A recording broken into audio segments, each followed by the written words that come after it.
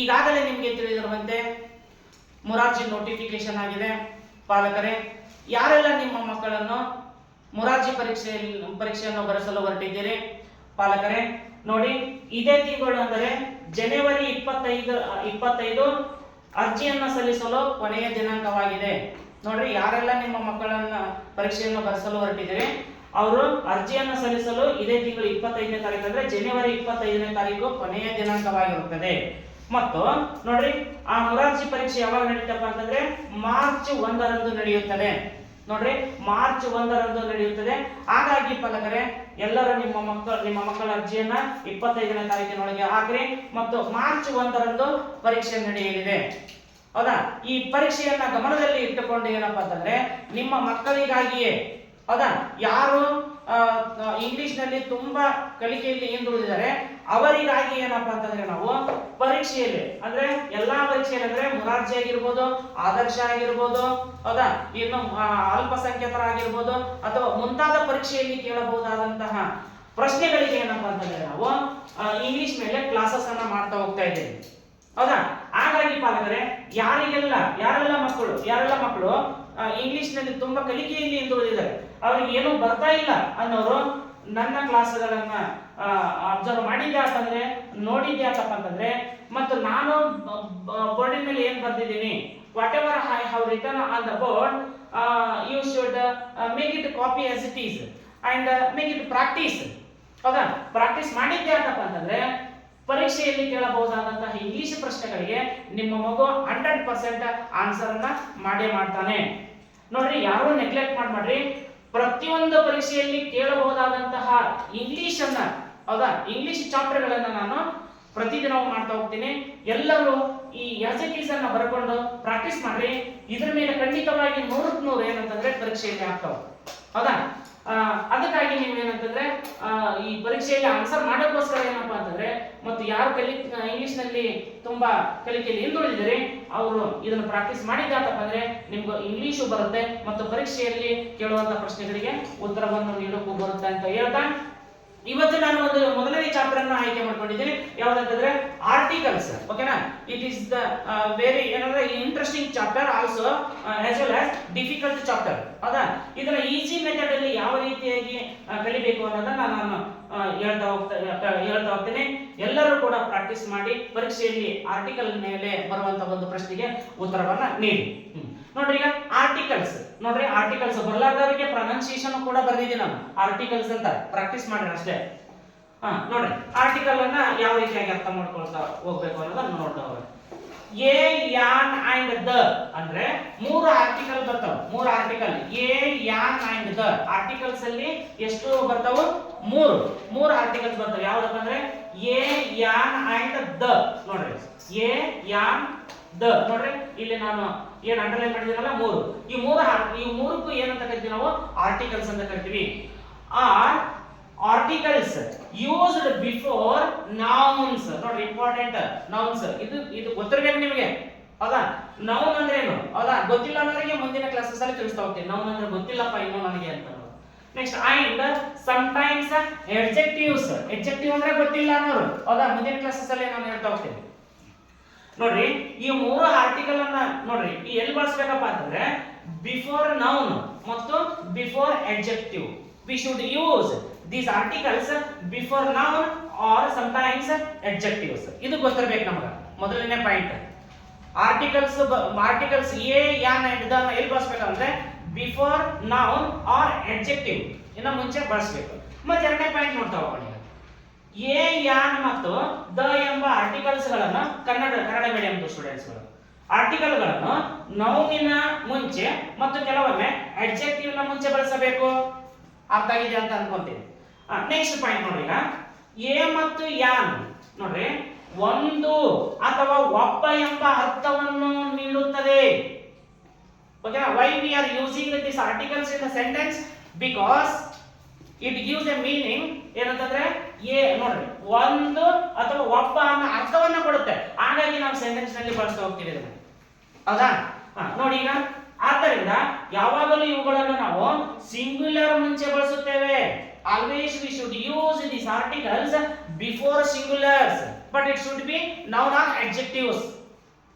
ನೌನಿನ ಮುಂಚೆ ಮತ್ತು ಅಡ್ಜೆಕ್ಟಿವ್ ಮುಂಚೆ ಬಳಸ್ತೀವಿ, ಆದ್ರೆ ಆ ನೌನ್ ಮತ್ತೆ ಅಡ್ಜೆಕ್ಟಿವ್ ಏನಾಗಿರ್ಬೇಕು, ಸಿಂಗುಲರ್ ಆಗಿರ್ಬೇಕು, ನಾಟ್ ಅ ಪ್ಲೂರಲ್. ಅರ್ಥಾಯ್ತಾ? ಎ ಮತ್ತು ಯಾನ್ ಮಾತ್ರ ನೋಡ್ರಿ, ಎ ಮತ್ತು ಯಾನ್ ಅನ್ನ ಎಲ್ಲಿ ಬಳಸ್ತೀವಪ್ಪ ಅಂತಂದ್ರೆ ಒಂದು ಅಥವಾ ಒಬ್ಬ ಅನ್ನೋ ಅರ್ಥವನ್ನ ಕೊಡೋಕೋಸ್ಕರ ಏನ್ ಮಾಡ್ತೀವಿ ನಾವು, ಈ ಎ ಮತ್ತು ಯಾನ್ ಅನ್ನ ನಾವು ಸೆಂಟೆನ್ಸ್ ಅಲ್ಲಿ ಬಳಸ್ತಾ ಹೋಗ್ತೀವಿ.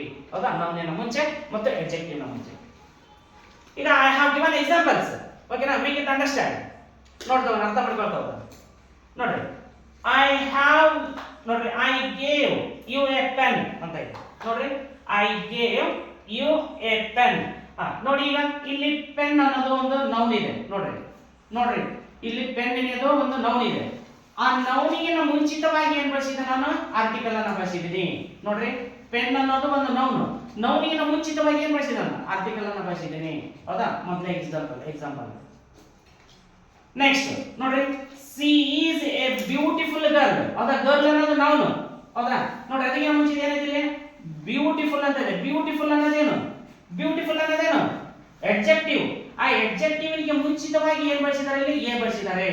ಹೌದಾ? ನೋಡ್ರಿ, ಸಮಟೈಮ್ಸ್ ಬಿಫೋರ್ ಅಡ್ಜೆಕ್ಟಿವ್ಸ್ ಅಡ್ಜೆಕ್ಟಿವ್ ನ ಮುಂಚಿತವಾಗಿ ಏನ್ ಬಳಸಬೇಕು, ನಾವು ಆರ್ಟಿಕಲ್ ಅನ್ನ ಬಳಸಬೇಕು. ಹೌದಾ? ಯಾಕೆ ಸರ್ ಪೆನ್ನಿನ ಮುಂಚಿತವಾಗಿ ಎ ಬಳಸ್ಯಾರ, ಇಲ್ಲಿ ಬ್ಯೂಟಿಫುಲ್ ಮುಂಚಿತವಾಗಿ ಎ ಬಳಸ್ಯಾರ ಅಂತಂದ್ರೆ, ಇದು ನೌನಿನ ಮುಂಚಿತವಾಗಿ ಸೆಂಟೆನ್ಸ್ ನಲ್ಲಿ ಎ ಬಳಸಿದ್ದಾರೆ, ದಿಸ್ ಈಸ್ ಆರ್ಟಿಕಲ್. ಇದು ಬ್ಯೂಟಿಫುಲ್ ಅಡ್ಜೆಕ್ಟಿವ್ ನ ಮುಂಚಿತವಾಗಿ ಏನ್ ಬಳಸಿದ್ದಾರೆ, ಆರ್ಟಿಕಲ್ ಅನ್ನ ಬಳಸಿದ್ದಾರೆ. ಏನದೇನು ಆರ್ಟಿಕಲ್ ಅನ್ನೋದು ಗೊತ್ತಿರಬೇಕು ನಮಗೆ. ಇಷ್ಟು ದಿನ ಗೊತ್ತಿದ್ದಿಲ್ಲ ನಮಗೆ, wear we should use this article in the sentences ಅನ್ನೋದು. ಹೌದಾ? ಅದು ಜಸ್ಟ್ ಮೇಕ್ ಇಟ್ ಅಂಡರ್ಸ್ಟ್ಯಾಂಡ್. ನೋಡಿ, ಒಂದು ನೌನಿನ ಮುಂಚಿತವಾಗಿ ಬಳಸಬೇಕು ಸೆಂಟೆನ್ಸ್ ನಲ್ಲಿ, ಒಂದು ಅಡ್ಜೆಕ್ಟಿವ್ ನ ಮುಂಚಿತವಾಗಿ ನಾವು ಸೆಂಟೆನ್ಸ್ ನಲ್ಲಿ ಬಳಸಬೇಕು ಆರ್ಟಿಕಲ್ ಗಳನ್ನು. ಓಕೆನಾ? ನೆಕ್ಸ್ಟ್ ಇನ್ನೊಂದು ನೋಡಿ, ಇಟ್ ಈಸ್ ಯಾನ್ ಎಲಿಫೆಂಟ್. ನೋಡಿ, ಈಗ ಎಲಿಫೆಂಟ್ ಅನ್ನೋ ನೌನಿನ ಮುಂಚಿತವಾಗಿ ಏನ್ ಮಾಡಿದ್ರೆ ಯಾನ್ ಬಳಸ್ಯಾರ. ಯಾನ್ ಅನ್ನೋದೇನು ಗೊತ್ತಿದ್ದಿಲ್ಲ ನಮಗೆ, ಈಗ ಗೊತ್ತಾಯ್ತು. ಓ, ದಿಸ್ ಈಸ್ ಆರ್ಟಿಕಲ್. ಹಾಗಾದ್ರೆ ಇಲ್ಲಿ ಯಾನ್ ಬಳಸಿದ್ರು ಸರ್, ಎಲಿಫೆಂಟಿನ ಮುಂಚೆ ಯಾನ್ ಬಳಸಿದ್ರಿ, ಮತ್ತೆ ಇಲ್ಲಿ ಏನ್ ಬಳಸಿದ್ರಲ್ರಿ ಸರ್ ಅಂತಂದ್ರೆ, ನೋಡೋಣ ಮುಂದೆ ಈ ಒಂದಿಷ್ಟು ಎರಡು ಮೂರು ರೂಲ್ಗಳಿದಾವೆ. ಆ ರೂಲ್ಗಳು ಎಲ್ಲೆಲ್ಲಿ ಬಳಸಬೇಕು, ಎ ಮತ್ತು ಯಾನ್ಗಳನ್ನ ಎಲ್ಲಿ ಬಳಸಬೇಕು ಅನ್ನೋದನ್ನ ನಾವು ಈಗ ನೆಕ್ಸ್ಟ್ ಕ್ಲಾಸಸ್ ಅಲ್ಲಿ ನೋಡೋಣ. ಮತ್ತು ಈ ಆರ್ಟಿಕಲ್ ನಲ್ಲಿ ಎಷ್ಟು ಪ್ರಕಾರಗಳು ಬರ್ತವೆ ಅನ್ನೋದನ್ನ ನಾವು ಈಗ ನೋಡ್ತಾ ಹೋಗೋಣ. ಈಗ ನೋಡಿ, ಆರ್ಟಿಕಲ್ ನಲ್ಲಿ ನಾವು ಮುಖ್ಯವಾಗಿ ಎರಡು ಪ್ರಕಾರಗಳನ್ನಾಗಿ ಮಾಡ್ತೀವಿ. ನೋಡಿ, ಆರ್ಟಿಕಲ್ ನಲ್ಲಿ ಎರಡು ಪ್ರಕಾರಗಳು, 2 ಟೈಪ್ಸ್. ನೋಡ್ರಿ, ಒಂದನೇದು ಇನ್ಡೆಫಿನಿಟ್ ಆರ್ಟಿಕಲ್. ಹೌದಾ? ಇದರಲ್ಲಿ ಎಷ್ಟು? 2. ಎ ಯಾನ್. ಇನ್ಡೆಫಿನಿಟ್ ಆರ್ಟಿಕಲ್ ಅಂದ್ರೆ ಎಷ್ಟು ಅಂತ ಹೇಳ್ಬೇಕು ನಾವು? 2. ಯಾವುದು? ಎ ಯಾನ್. Next definite article. Definite article ಅಲ್ಲಿ ಒಂದು ಆರ್ಟಿಕಲ್ ಬರುತ್ತೆ, ಯಾವುದು? ದ. ಈಗ ನಾವು ಇವೆರಡರ ಬಗ್ಗೆ ಅಭ್ಯಾಸ ಮಾಡೋಣ. ಎ ಮತ್ತು ಯಾನ್ ಅಂದ್ರೆ ನಿಮ್ಮ ಮೊರಾರ್ಜಿ ಪರೀಕ್ಷೆಯಲ್ಲಿ ಕೇಳಬಹುದಾದಂತ ಆರ್ಟಿಕಲ್ಗಳು ಯಾವಪ್ಪ ಅಂತಂದ್ರೆ ಇನ್ಡೆಫಿನಿಟ್ ಆರ್ಟಿಕಲ್ ಎ ಮತ್ತು ಯಾನ್ ಅನ್ನ ಕೇಳ್ತಾನೆ. ಈ ಮತ್ತು ಎ ಮತ್ತು ಯಾನ್ ಅನ್ನ ಎಲ್ಲೆಲ್ಲಿ ಬಳಸಬೇಕು, where we should use this a and an article in the sentence or in before the word, ಎಲ್ಲಿ ಬಳಸಬೇಕು ಅನ್ನೋದನ್ನ ನಾವು ಈಗ ನೋಡ್ತಾ ಹೋಗೋಣ. ಆರ್ಟಿಕಲ್ ಅಲ್ಲಿ ನಾವು ಎರಡು ಪ್ರಕಾರಗಳಂತ ನೋಡಿದ್ವಿ. ಒಂದನೇದು ಇನ್ಡೆಫಿನಿಟ್ ಆರ್ಟಿಕಲ್ ಎ ಯಾನ್, ಡೆಫಿನಿಟ್ ಆರ್ಟಿಕಲ್ ದ. ಈಗ ಇನ್ಡೆಫಿನಿಟ್ ಆರ್ಟಿಕಲ್ ಎ ಒಂದು ತಗೊಂಡನ್ನ ನೋಡೋಣ. ಎ ಅನ್ನ ಎಲ್ಲಿ ಬಳಸಬೇಕು ಅನ್ನೋದನ್ನ ನಾವು ನೋಡ್ತಾ ಹೋಗೋಣ. ನೋಡಿ, ಈ ಎರಡು ರೂಲ್ ಇದಾವೆ. ಈ ಎರಡು ರೂಲ್ ಅಲ್ಲಿ ನಾವು ಎ ಅನ್ನ ಬಳಸ್ತಾ ಹೋಗ್ತೀವಿ. ನೋಡ್ರಿ, ನೌನಿನ ಮೊದಲ ಅಕ್ಷರ, ಓಕೆನಾ, keep it in your mind. ನೌನಿನ ಮೊದಲ ಅಕ್ಷರ ಕಾನ್ಸೋನೆಂಟ್ ಇದ್ದಾಗ ಅಥವಾ ಮತ್ತು ಅದು ಕಾನ್ಸೋನೆಂಟ್ ಸೌಂಡ್ ಕೊಟ್ಟರೆ ಎ ಬಳಸಬೇಕು. ನೋಡ್ರಿ, ಈಗ ಟೇಬಲ್ ಇದೆ. ನೋಡ್ರಿ, ಟೇಬಲ್ ನೋಡ್ರಿ, ಕನ್ನಡದಲ್ಲಿ ಟೇ ಬಳಸ್ತೀವಿ. ಟೇಬಲ್, ಟೇ ಇದು ಕಾನ್ಸೋನೆಂಟ್. ಟೇ ಅನ್ನೋದು ಕಾನ್ಸೋನೆಂಟ್.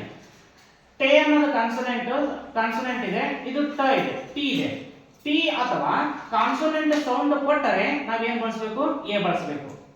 ನೋಡ್ರಿ, ಇನ್ನೊಂದ್ಸರಿ ನೋಡ್ರಿ, ನೌನಿನ ಮೊದಲ ಅಕ್ಷರ ಕಾನ್ಸೋನೆಂಟ್ ಇದ್ದರೆ ಆ ಕಾನ್ಸೋನೆಂಟ್ ಸೌಂಡ್ ಕೊಡಬೇಕು. ಅವಾಗ ನಾವ್ ಏನ್ ಬಳಸ್ತೀವಪ್ಪ ಅಂದ್ರೆ ನಾವು ಎ ಬಳಸ್ತೀವಿ. ಹೌದಾ? ಅದ ನೌನಿನ ಮುಂಚೆ ಏನ್ ಬಳಸ್ತೀವಿ ನಾವು? ಎ ಬಳಸ್ತೀವಿ. ನೋಡಿ, ಈಗ ಬಾಯ್. ನೋಡ್ರಿ, ಬಾಯ್, ಬಿ ಕಾನ್ಸೋನೆಂಟ್. ಹೌದಾ? ಬಿ ಕಾನ್ಸೋನೆಂಟ್ ಮತ್ತೆ ಕಾನ್ಸೋನೆಂಟ್ ಸೌಂಡ್ ಕೊಡುತ್ತೆ. ಹಾಗಾಗಿ ನಾವ್ ಏನ್ ಬಳಸ್ತೀವಿ? ಎ ಬಳಸಬೇಕು ಅಂತ. ನೋಡ್ರಿ, ರೂಲ್ ನಂಬರ್ 1. ನೋಡ್ರಿ, ನಿಮ್ಗೆ ಅರ್ಥ ಆಗಲಿಲ್ಲ ಅಂದ್ರೆ ಒಂದ್ಸರಿ ಬರ್ಕೊಳ್ಳಿ, ಮತ್ತೆ ರಿಪೀಟೆಡ್ಲಿ ಸ್ವಲ್ಪ ಓದ್ರೆ ಅರ್ಥ ಮಾಡ್ಕೊಳ್ರಿ, ನಿಮ್ಗೆ ಗೊತ್ತಾಗ್ಬಿಡುತ್ತೆ.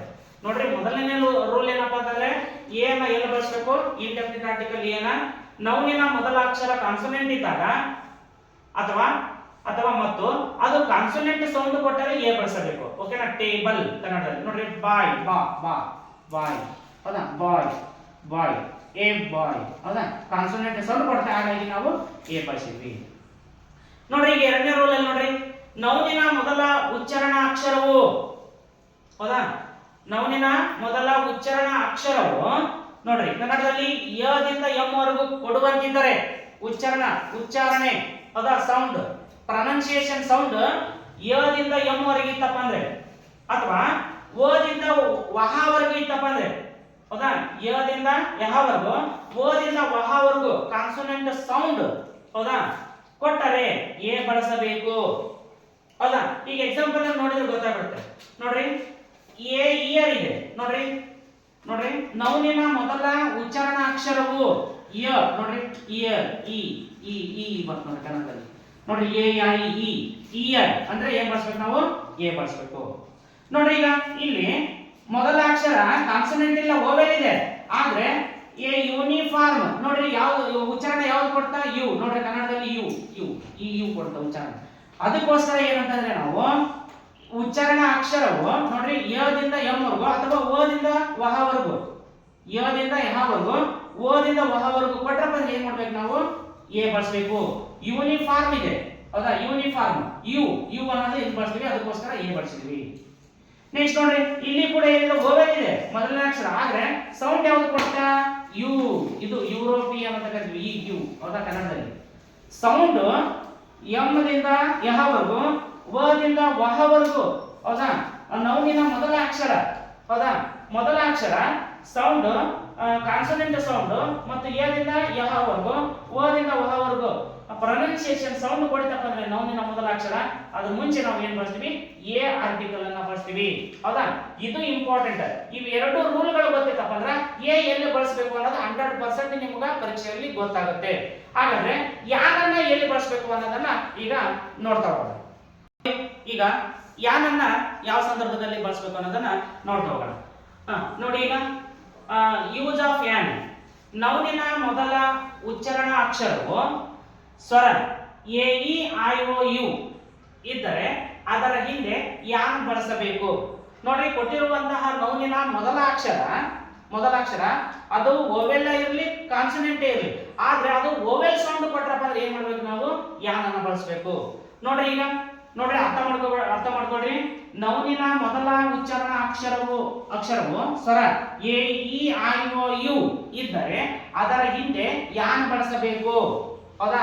ಮತ್ತೆ A E I O U ಮೊದಲ ಅಕ್ಷರ ಇದ್ರೆ ಅಲ್ಲ, A E I O U, ಹೌದಾ, ಸ್ವರ ಇದ್ದರೆ, ಸ್ವರ ಉಚ್ಚಾರಣಾ ಅಕ್ಷರದ ಸ್ವರ, ಹೌದಾ, ಉಚ್ಚಾರಣಾ ಅಕ್ಷರವು ಸ್ವರವಾಗಿ ಬಂದಿತ್ತಪ್ಪ ಅಂದ್ರೆ ಅಲ್ಲಿ ಏನ್ ಬಳಸ್ಬೇಕು ನಾವು, ಯಾನ್ ಅನ್ನ ಬಳಸಬೇಕು. ನೋಡ್ರಿ ಈಗ ಕನ್ನಡದಲ್ಲಿ ಯಾನ್, ಯಾಪಲ್, ನೋಡ್ರಿ ಯಾಪಲ್, ಆ, ನೋಡ್ರಿ ಯಾಪಲ್, ಹೌದಾ, ಅಂದ್ರೆ ಉಚ್ಚಾರಣಾ ಅಕ್ಷರವು ಕಾನ್ಸೋನೆಂಟ್ ಸೌಂಡ್ ಏನ್ ಕೊಡುತ್ತಾ, ಆ, ಯಾಪಲ್, ಹೌದಾ, ಯಾನ್ ಯಾಪಲ್ ಅಂತ ಬರ್ರಿ.